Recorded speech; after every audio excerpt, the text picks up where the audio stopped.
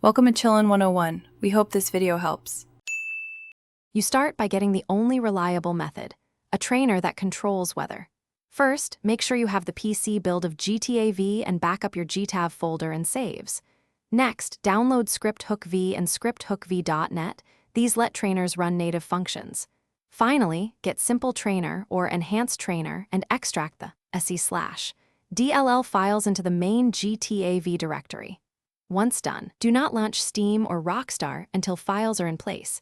That avoids runtime errors. Now you install and open the trainer to change weather. Copy scripthookv and scripthookv.net files into the game root, then add the Simple Trainer. SE and its INI. Launch GTAV in story mode, scripthookv loads automatically. Press the trainer hotkey, typically F3 or assigned key, to open the menu. Navigate to weather control and choose clear or extra sunny. Make sure to save the trainer preset if available, so you can return to the same weather quickly.